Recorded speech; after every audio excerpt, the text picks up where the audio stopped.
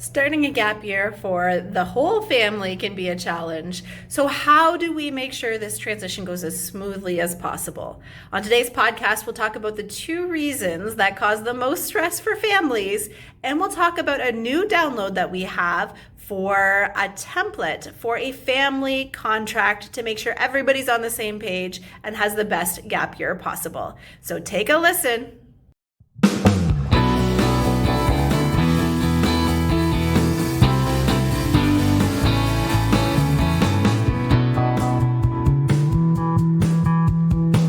Welcome to the Gap Year Podcast, where we explore the who, what, where, when, and why of gap years. It's real people sharing their stories, ideas, and experts diving deep into how you can make the right decisions in order to have a meaningful gap year. This is the place to be no matter where you are on your gap year journey. I'm Michelle Dittmer, your resident gap year expert. Let's jump right in.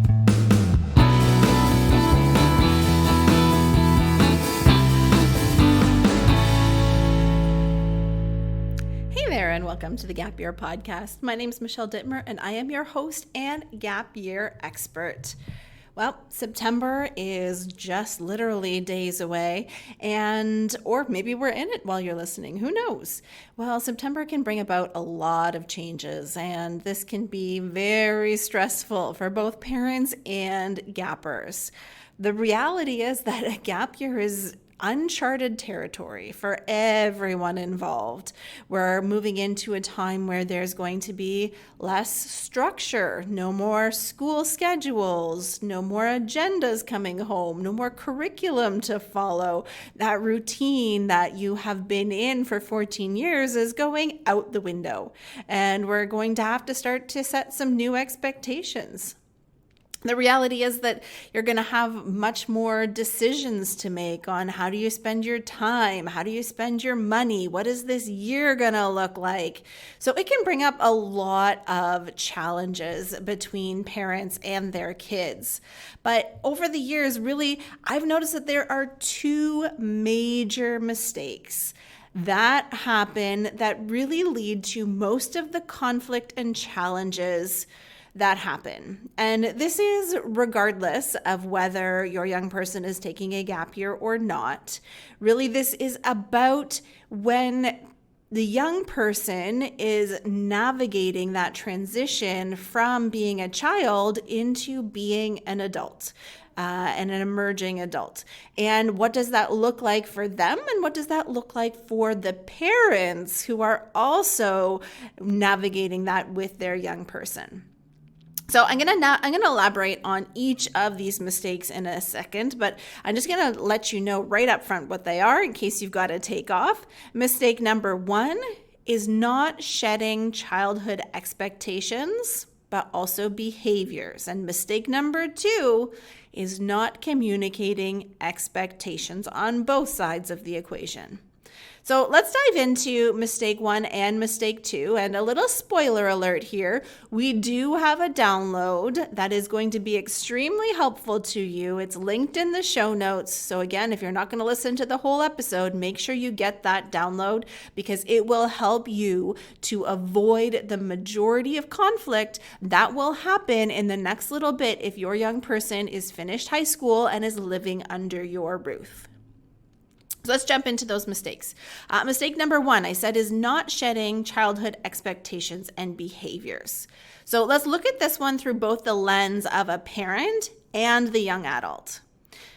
When the gappers were in high school, very, very kind of clear cut that they're still kids.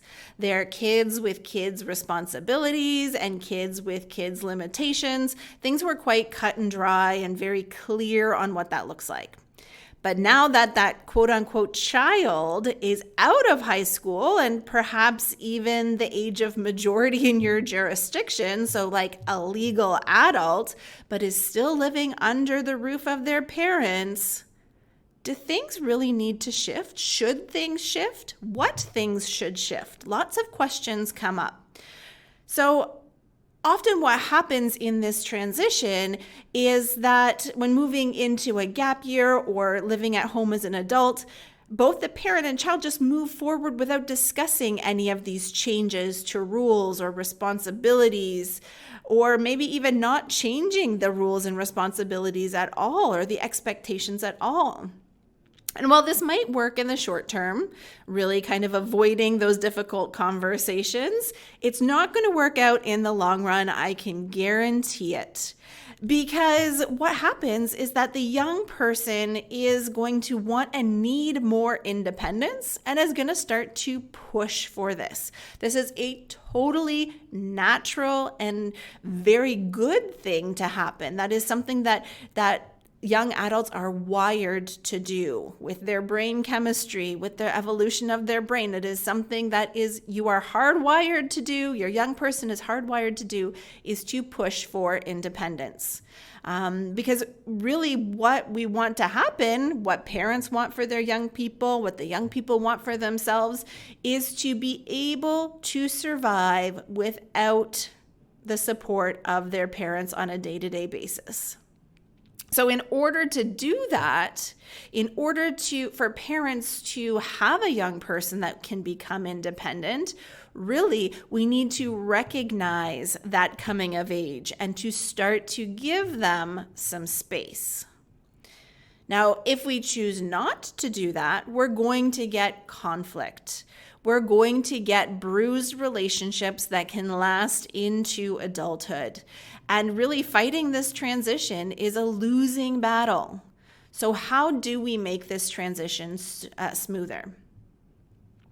So for parents and gappers, it's time to really look at independence and responsibility as two sides of the same coin. So with more independence comes more responsibility.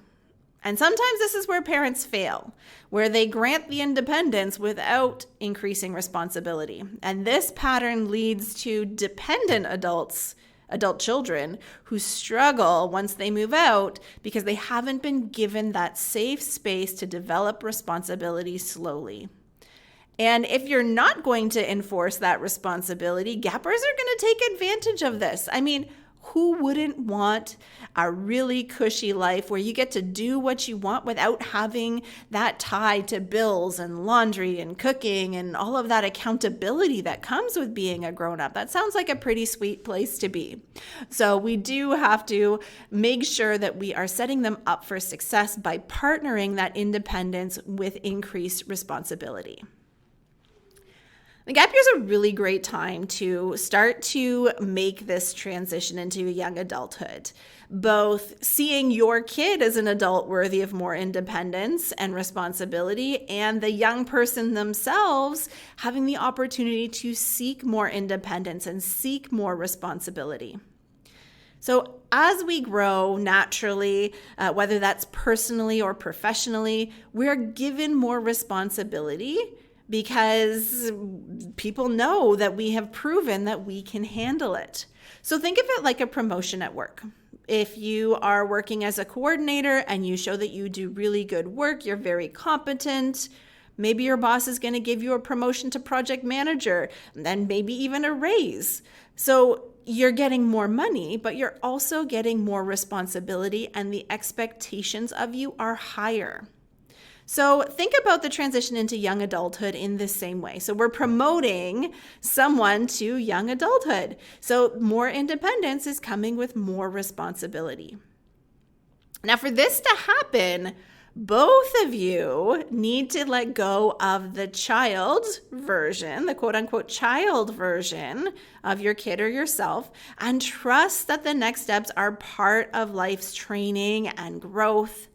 It's important to have conversations around what independence looks like, something that both the parent and the young person are comfortable with.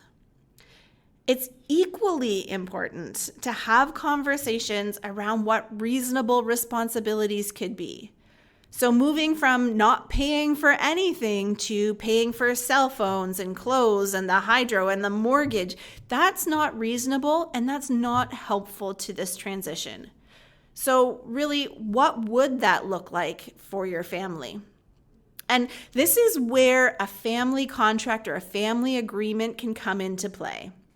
And it's a really great way to have open discussions around these transitions and put into words what is going to work for both parties.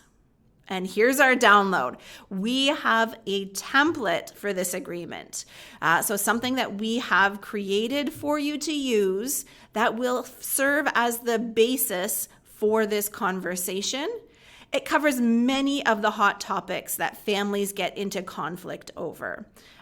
Each area is providing some prompts to clarify what might work and what might not work for your family in navigating this balance of independence and responsibility.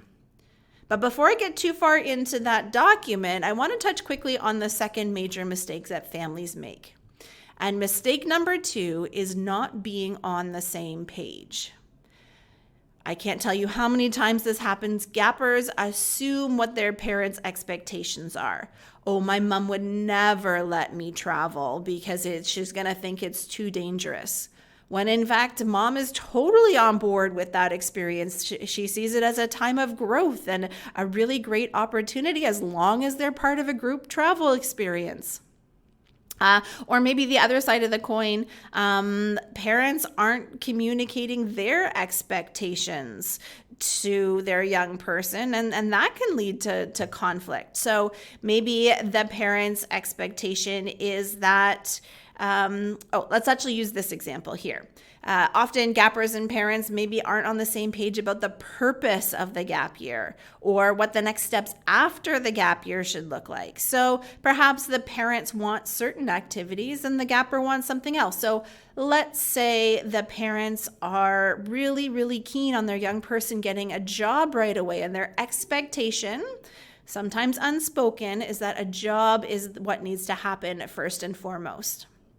Whereas the gapper themselves may identify that their mental health is not in a spot where they can get a job, and maybe they need something different. Maybe they need to find a therapist, or maybe they need to take a break from that summer job before jumping into a fall job to get their head in the right space to be successful. And if those words are not spoken, if those whys are not shared, it can lead to conflict with parents being frustrated that their young person is wasting their time and the young person feeling pressure from their parents to do something they're not ready for. But that conversation needs to be extended. Like, how long is this rest period? And what does a rest period look like? What are the activities that are happening? Just parents getting annoyed when the kid is resting too much and wasting time is not helpful when maybe that's what the gapper needs. Or maybe the parent is upset that the gapper is volunteering and they think that they should be earning money. All of these conflicts can be avoided if we have conversations about what each side's expectations are. Really, the benefit of getting on the same page early in the gap year is really, really helpful.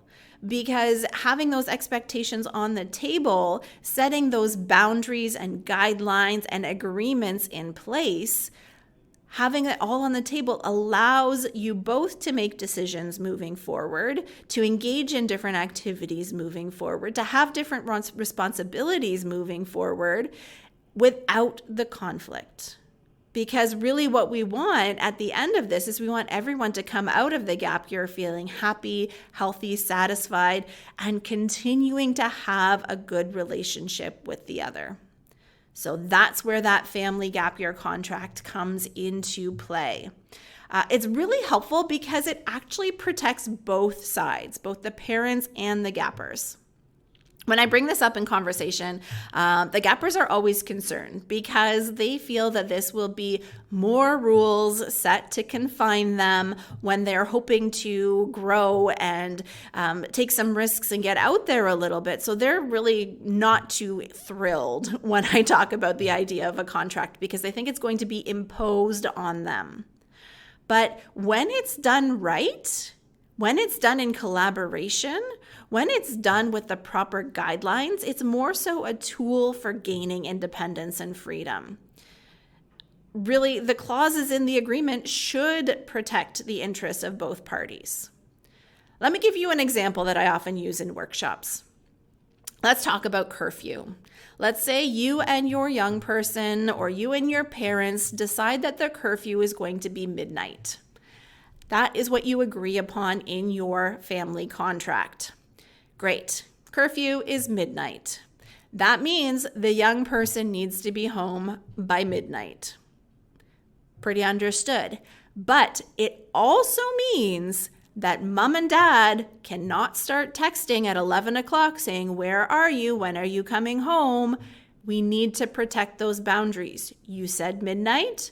You can assume and hopefully know that your young person will be home by midnight. So we need to enforce that on both sides. We need to give the space for that young person to occupy what you have set as that boundary.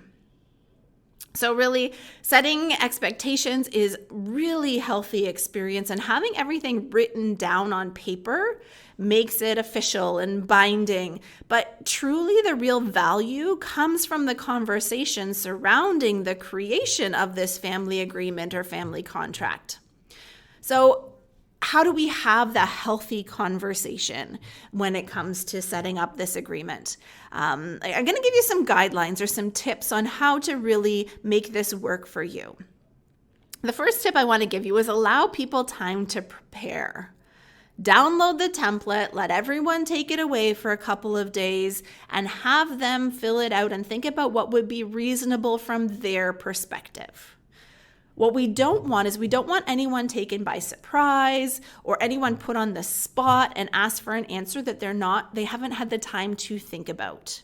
Being able to look at all of those prompts, all of those questions, all of those things that need to get on the table gives everybody a time to think without stress so that they can come prepared for a very respectful conversation. The second tip is to find a neutral spot to have these conversations.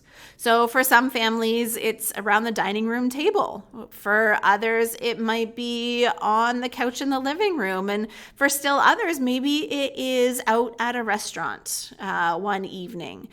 Whatever works for your family, that's what you want. You want a space where everybody is going to feel safe to have this conversation. Now, this conversation can be long. There's a lot of things to talk about. There are some things that might be challenging. So don't be afraid to take a break. Whether you need to take a break for an hour or a day or a week, really, you might not be able to get through it all in one setting, or you might get into a heated state when you are disagreeing that perhaps taking that break would make a lot of sense. So if you need to, take that break and come back when you are refreshed and ready to take on the second half or third of that respectful conversation. Now, above everything, everybody sitting down to this conversations needs to be open and ready to listen to each other. This is a collaborative document. It is not a dictatorship. Both parties are adding value to this conversation. Now, don't be afraid to ask why. Why is a very powerful question that gives us lots of context and the reason behind why something is important to the other party. So let's take some examples here. Young person might say, "Why do you want me off my phone after midnight?" And the parent may reply, "You know what? Studies show that late adolescent brains need X number of hours of sleep to develop. We know you need to be up at 6 o'clock for work. And so we want to make sure that you're developing in a healthy way. And so we want to set a boundary there that will help you to take yourself off your phone. We know how hard it is to put a phone down. We struggle with that as parents. So setting this boundary will help you and us keep a very healthy sleep routine so we can be the best versions of ourselves." And that might help the young person understand why that is something that is important to you as a parent. So let's flip this around. Now, what if the parent has a concern? Maybe they're going to say, "Why do you want to be allowed to have your significant other in your bedroom?" Obviously, our minds go a certain way, but asking why may actually give you a different answer. They may reply, you know what, because having privacy allows us to be ourselves. Maybe in my bedroom is where I feel the safest, and I like that they get to see all of my things and all of the things that are important to me, and it leads to really great conversations where we learn a lot about each other. And besides, that's where my video games are, and that's something we like to do together. Wow. Not what most parents would have originally thought would be the reason to have them in their bedroom, and a very, very reasonable option for explaining why that was something that's important to them. From there, the conversation can go on, and maybe you are comfortable with that, or maybe you're comfortable with that with the door open. But having that conversation and setting those expectations allows you, with that why, to do it in a very respectful way. A next tip is to revisit the agreement if things aren't working. You might not get it right off the bat. Totally understandable, very, very probable that some of the expectations or the agreements that you set forth actually don't end up working well for you. There's something in it that's just not working for the family. Nothing is permanent. If it's not working, go back to the drawing board and come up with another agreement that you think might work a little bit better. Now, parents, I'm going to give you a tip, and then gappers, I'm going to give you a tip. Parents, I want you to remember to put into context for your young person that your kids' peers, they're the same age as your kids. They've grown up similarly. They've all gone to school together. Some of them are moving out of the house and into residence at school. And I want you to keep that as a frame of reference for when you're setting boundaries. Your kid is not too young to make decisions for themselves. Your kid is not too young to be independent. They are capable of more than you give them credit for. So think about what those peers might be able to do and what you should be looking at for your young person. The situation's a little different. They're under your roof, but just think about that and keep that in the back of your mind as you are having these conversations. Now, gappers or young people, remember that you are still living under your parents' roof. There are some things that are going to make them uncomfortable, and you need to work together to come up with something that respects both of your wishes. You don't need to just say yes to whatever they say. Healthy conversations, asking why, will really help you to come to an agreement that works for both of you. Your parents have wisdom in all of their years, and they do want what's best for you. So having those conversations can be really, really helpful. All right, so all of this to say, download the template.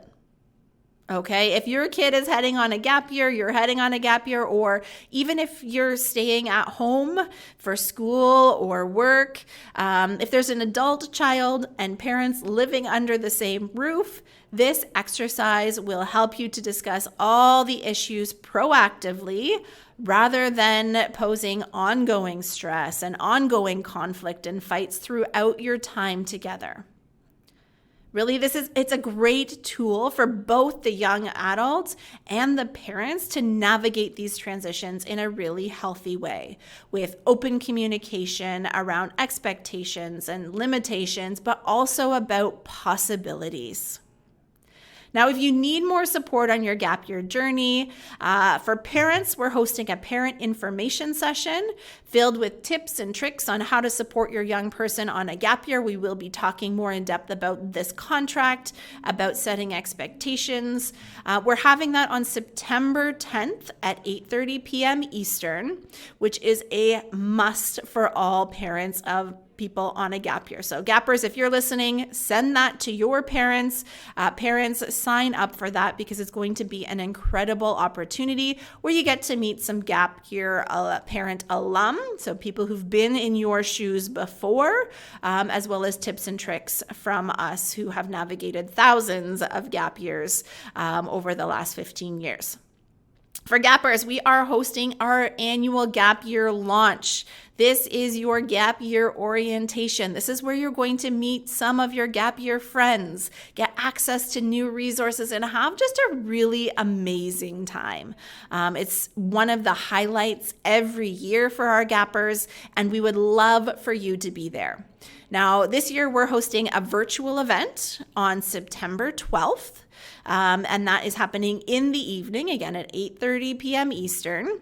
And if you are lucky enough to be in driving distance of Toronto, Vancouver, or Calgary, just a few days later, we are hosting an in-person version of Gap Year Launch. And that will be either on the 14th or the 15th. So the Saturday or the Sunday of that weekend, depending on which location.